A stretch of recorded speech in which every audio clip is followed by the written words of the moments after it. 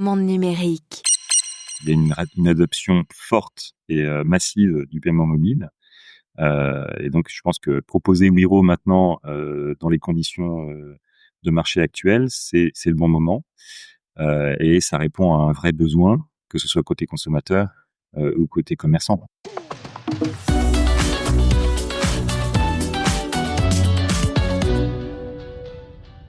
Bonjour Ludovic Francesconi. Bonjour Jérôme Colombin. Vous êtes responsable du développement de Wero, W-E-R-O, le porte-monnaie électronique européen, qui a 1 an, qui a été lancé en 2024 et qui vient de faire un premier point d'étape, un premier bilan. Vous annoncez plus de 43 millions d'utilisateurs en Europe. On va faire le point sur cette innovation, sur ce service. Est-ce que vous pouvez nous rappeler un petit peu d'abord ce qu'est Wero, ce qu'est Wero? Ça s'écrit W-E-R-O, il faut le préciser. Qu'est-ce que c'est et à quoi ça sert? Alors Wero, donc c'est la solution des banques, de votre banque en fait, pour faciliter les paiements dans la vie de tous les jours. Et donc aujourd'hui effectivement, en France, en Allemagne, en Belgique et d'autres pays arriveront par la suite. Et en France, nous avons en fait opéré une migration d'une solution qui existait déjà, qui s'appelait Paylib. Et Oui. donc Paylib était déjà très utilisé pour les paiements de particulier à particulier, donc ce qu'on appelle le P2P. Et on a pu bénéficier de cette dynamique forte qui existait déjà avec Paylib pour le transformer en Wero. Et donc Wero, effectivement, ça a 1 an maintenant, donc avec une nouvelle marque qui a pris très rapidement, puisque on dit déjà dans la vie de tous les jours, on a pu le vérifier via des enquêtes consommateurs. On dit déjà je t'envoie un Wero, et donc c'est très adopté par toutes les tranches de population. Seulement 1 an après le lancement, c'est un très beau succès, et donc on est très heureux effectivement du bilan de ce premier anniversaire, avec en France euh, une croissance toujours très forte du nombre d'utilisateurs, du nombre de transactions sur, pour l'instant, les paiements de personne à personne. Alors, il y a déjà un certain nombre de solutions pour s'envoyer de l'argent de particulier à particulier. Vous n'arrivez pas sur un marché totalement vierge. Comment est-ce que vous pensez vous imposer encore plus? Alors déjà, sur le P2P en lui-même, notre Le spécificité, P2P, c'est particulier à particulier. particulier à particulier, tout à fait. Notre spécificité, c'est que nous sommes intégrés dans les applications bancaires. Donc, nous sommes vraiment la solution offerte par la banque, et complètement intégrée dans la banque aujourd'hui. Et donc, c'est très facile pour l'utilisateur de trouver Wero dans son application bancaire. Alors, euh, il y a une seule banque aujourd'hui qui ne propose pas Wero directement dans l'application bancaire, mais ça passe par directement l'application Wero, qui est téléchargeable sur les stores. C'est la Banque Postale. Mais là aussi, on a pu voir qu'on a de très bons résultats. Donc ça, c'est vraiment le premier avantage fort de Wero, c'est que c'est la solution de sa banque adaptée aux besoins des clients. Donc c'est plus de confiance selon vous? Quel est l'avantage? Parce que tous les services qui existent, par ailleurs, je sais pas, il y avait Paylib, il y a Lydia, PayPal, et cetera. On peut connecter une carte bancaire. Donc à l'arrivée, ça fait la même chose, non? Alors, nous, Wero, c'est vraiment du paiement de compte à compte, hein. Donc, Mmh. c'est pas via carte bancaire. Et donc, c'est du paiement de compte à compte instantané et directement du compte du payeur vers le compte du bénéficiaire. Donc ça, c'est OK. aussi quelque chose qui est très apprécié. C'est-à-dire qu'il n'y a pas un Pourquoi? compte au Ça coûte milieu. moins cher? C'est pas que ça coûte moins cher, c'est surtout que c'est, je pense, une solution qui est plus moderne que d'autres solutions où on peut avoir un compte intermédiaire. Et donc, au lieu d'envoyer directement de l'argent du compte bancaire vers le compte bancaire du payeur vers le compte bancaire du bénéficiaire, il faut passer par un compte intermédiaire, ce qui est quand même pas évident, ce qui nécessite de faire plus d'opérations. Et donc, c'est quand même beaucoup mieux de pouvoir envoyer de l'argent directement de compte à compte. Voilà, donc ça, c'est aussi un avantage très fort de Wero par rapport à d'autres solutions du marché.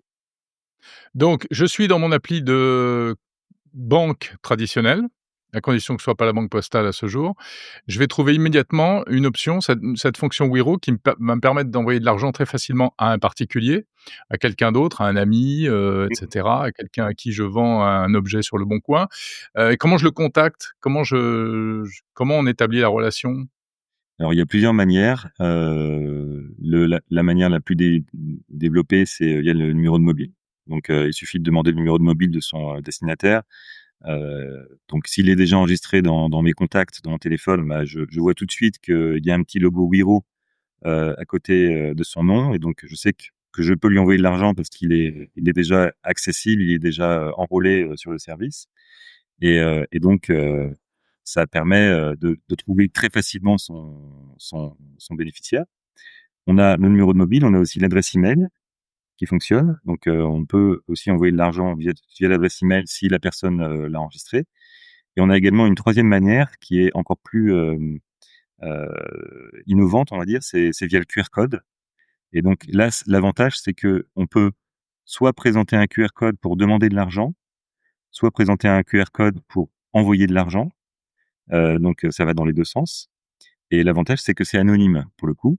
Donc ça permet aussi, bah, le type d'usage que vous mentionniez sur Le Bon Coin. Quand, j'achète quelque chose sur Le Bon Coin, j'ai pas forcément envie que le vendeur ait mes coordonnées personnelles.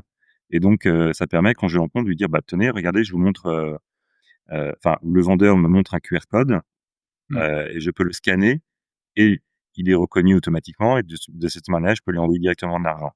Donc Ouais, ça, c'est quand même même si un bon, gros. Le Bon Coin a son propre système de paiement interne et cetera, Oui, oui, qui tout est à fait.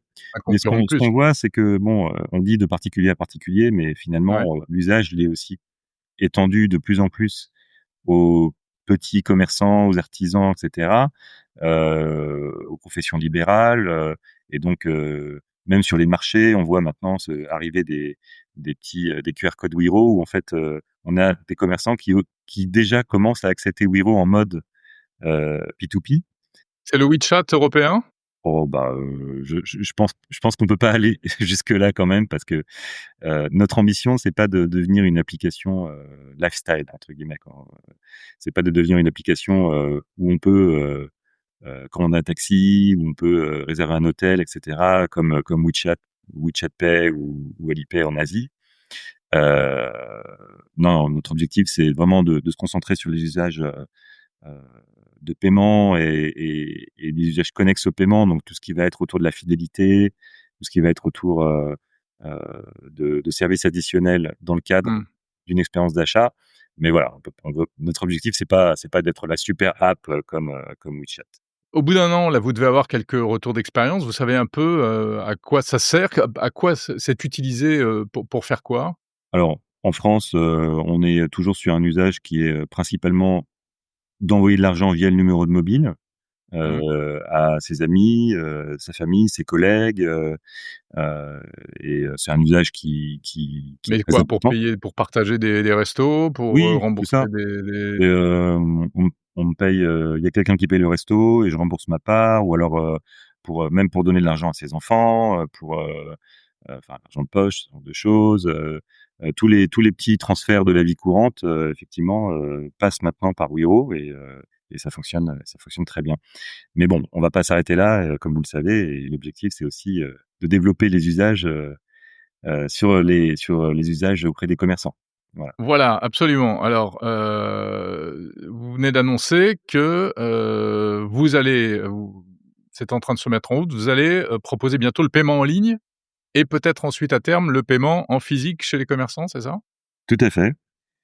Donc, effectivement, notre première étape, c'est d'abord le paiement en ligne, et donc, bah, on va déjà, lancer, le paiement en e-commerce, en Allemagne avant la fin de l'année. Mmh. Ensuite en Belgique, début d'année prochaine, et la France arrivera, à l'été, 2026.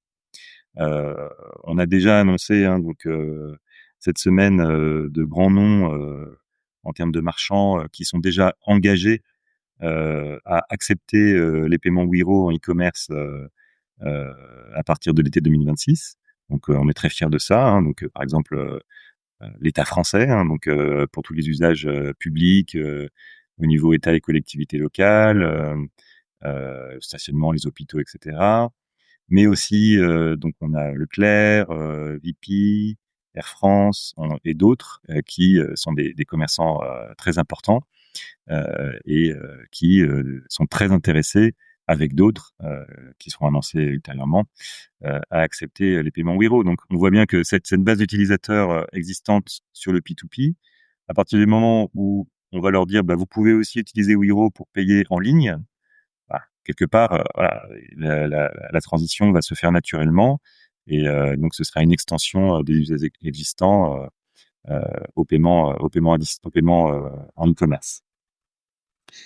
Et après, effectivement, l'étape d'après, c'est le paiement en point de vente. Bon, c'est clairement le plus important aujourd'hui dans l'économie, puisque les paiements en point de vente, ça représente quand même la très grosse majorité des paiements aux commerçants. Même si le Ouais, bien sûr. e-commerce progresse beaucoup, c'est quand même encore Mmh. le point de vente qui est le plus important. Et donc là, on vise l'arrivée des paiements via QR code D'accord. à partir de mi-2026. QR Et code et et pas ensuite de sans et ensuite contact? sans contact, qui arrivera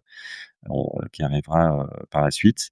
La petite, ce qui est intéressant, c'est que ce qui a été aussi annoncé, c'est que donc ce wallet Wero, il va permettre de payer avec son compte en e-commerce, en point de vente, avec du QR code, avec du NFC. Mais on va également permettre de payer avec sa carte. Donc c'est là où c'est intéressant parce que c'est quelque part C'est-à-dire? aujourd'hui avec sa carte bancaire.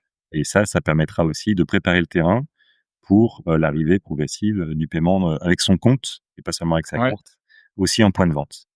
Alors, on comprend bien qu'il y a une vraie volonté, de reconquête, un peu de souveraineté numérique, aussi, de reconquête du marché par les banques qui se sont un peu fait déposséder par les intermédiaires, Visa, Mastercard et cetera.